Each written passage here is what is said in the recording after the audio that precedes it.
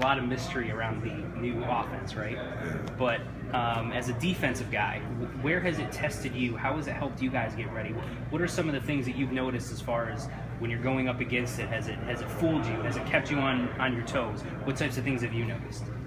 Well, one thing that definitely stood out to us in the spring when they first started really introducing it is it makes you really have to understand, like in its entirety, your entire scheme and why your rules as a run fitter and in your pass drops and why you do these things. Because Coach Lesh's offense, like it consistently puts you in predicaments where you may or may not know what to do. It's so many great reads and it's so like tricky that you have to understand your rules and why you're doing them, and that's what we've really been emphasizing since the summer, and I mean since the spring and the summer. I think that's going to help us with regular offenses too. So it puts you in positions where you have to make quick decisions on doing X or Y, and you're either going to make the right decision and be in position or make the wrong decision, and then touchdown. Right. Easily touchdown, especially with Irv, the way Irv playing and Fredericks. You know, those two boys and Gmo, those the way that they playing right now. You're not in your gap. They both taking to the house. So how has that helped? It's been well documented how many starters you guys are replacing and how many young guys are coming in and whatever else. How has that helped you guys develop your discipline and understanding your reads and your keys better?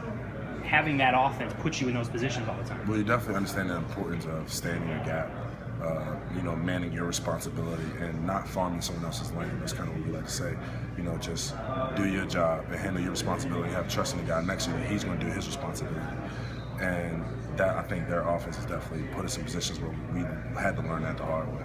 Was there anything that surprised you when you first started matching up against the offense, and then how long did it take you to sort of get used to the way they were doing things, without giving too much away? I don't know.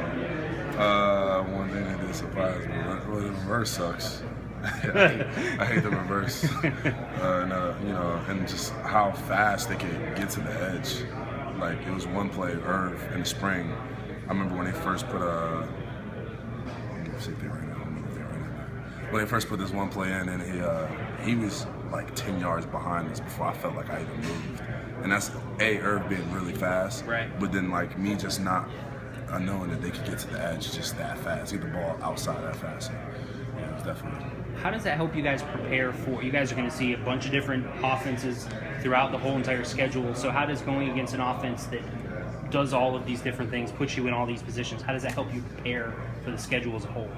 Well, like I said, it helps you understand, your responsibilities and why they're important. So then when you have a full understanding of the playbook and your role in it, it doesn't really matter what teams like you play or what the different schemes you play. You'll understand your role and why it's important versus what you're facing. So once you understand what you're doing and why you're doing it, then the rest of it is easy.